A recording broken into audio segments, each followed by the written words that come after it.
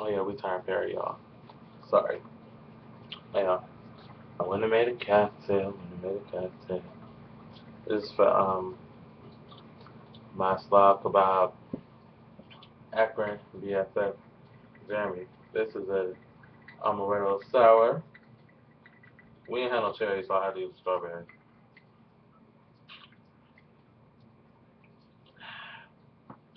And yes, I'm over 21, so don't be sending messages and shit talking about some he's drinking on the internet. Jerks. Okay, so Trayvon Tuesday. Let's get into this report I found on the Washington Post. Right? Yeah. So one of the writers for Washington Post, Jonathan Caber Capehart. Jonathan Capehart. Apparently, he wrote this report on the entire Trayvon Martin George Zimmerman situation, and he got some feedback from a man named Rick. He didn't give his last name, but let me just tell y'all what this Rick man put into this this report or this letter he sent back. This is his words. I read your response in regards to the Hannity slash Zimmerman interview. It is so full of holes a semi truck can drive through the huge gaps you leave. Martin broke this guy's nose and was pounding his head into the concrete. He probably was in the process of killing him before he got justifiably shot.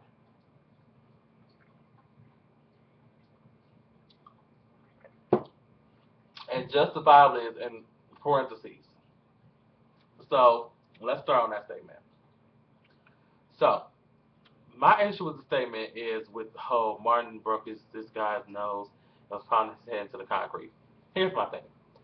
If I, here in this neighborhood where I just moved to, I don't know nobody, I don't mess with nobody, I'm not going to kick it with nobody. The only person who I know in my head is Ladrina, whose Wi Fi I've been using since we got here. But now that we have our own, me and Ladrina don't even talk no more. So if I was just walking around this little area and there was somebody following me, I would have a natural defensive mode up because A, I don't know who this is following me. B, I don't know where the hell I'm supposed to be. Like, I don't know any little safe spots or where I'm supposed to run to or stuff like that. And C, I don't know if this person is a cuckoo bird. So yes, I'm gonna get very defensive. And if you approach me, you better believe I'm gonna fight for my life. So some noses might be broken, some heads might be cracked, and things of that nature. So, and then when he said the justifiably shot, what? I try to drink from like the middle, and my straw's too big, so I get some liquor and a little sweet and sour stuff. Whew. Okay, I'm not. This is my first drink too, so do not put in them comments that I'm drunk making this video because I'm not. Okay, next statement they made. Martin is just another typical example of an quote angry black and totally uneducated product of black culture, which believes in Jerry Springer tactics for problem solution resolution. Sidebar: there is way more Caucasian people on Jerry Springer than there are black people. Just as a sidebar, coming from somebody who watches Jerry Springer or the reruns. I don't think those are new episodes that I'll be watching. I don't think. But this apparently this Rick man is a racist apparently because if you still believe that the typical black man is angry and totally uneducated, then clearly you haven't met many black men who are, you know, the educated ones, the ones who are in school, the ones that are working full time, and things of that nature. So yeah, that was a little on the biased side, if you will. Not just uneducated, but totally uneducated. And in Trayvon's case, he was an A and B student. So he was definitely not uneducated, apparently. It's hard to get an A in school nowadays, especially in college. I'm about to be sleeping with my little math teacher lady to get an A. But that's beyond the point. Here we go. Next quote that he put out. A culture of which over 70% of black children being born today are yoked with a single parent environment, usually the mother, and non parental existence. I think he was referring to the father in that case. Like, agreed. There are a lot of single parent homes in the African American community. Completely agree with that statement. Here are stats. 70.4% of African American women with children are not married to the fathers of those children. But that data point masks the 54.4% of black mothers married to the 29.6% or cohabitating with 24.4% of their baby's father. Well, it says baby daddy, but I hate that term. I hate the term baby mama and baby daddy. It just annoys the shit out of me. Still, there's no denying that 46% of black women raising children on their own is a great concern. Yeah, we totally get it. But I believe, well, apparently they're not together. I don't believe Trayvon and his mother were together. So that was clearly like a really, I guess it could be slightly an irrelevant. No, it can be relevant for the simple fact that he called it a single parent home. Single parent to me is just your mother. You have no contact with your father. That's what single parenting is to me.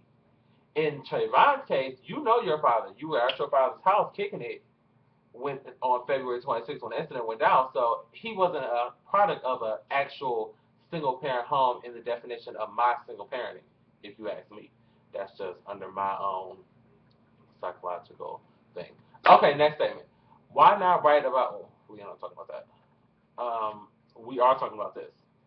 He asks, why not write about the so-called flash mobs that are primarily black-driven and are causing huge problems and concerns among the business community?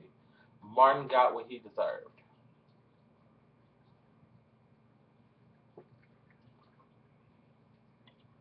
I'm gonna make this drink last for the next 6 videos, I promise.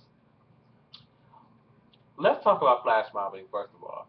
Flash mobbing are usually, and most of the time, a peaceful way to protest, if you will, or for a good cause or stuff like that. At least all the flash mobs I've ever seen or know of were for a cause or something like that. That was my little brother again. He's having a moment. They were for a good cause or for a reason.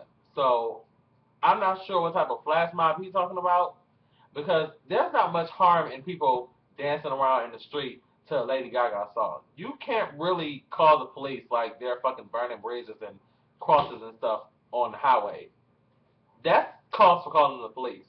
Burning bridges and crosses and stuff. Then you call the police. But people dancing around in the street, flash mobs have nothing to do with the reason why George Zimmerman shot Trayvon Martin at all, if you ask me. And for the statement of Martin got what he deserves, who deserves to be killed? Like, well, okay, don't answer that because some people do. But, like, in this case, he did nothing, if you ask me. He did nothing wrong.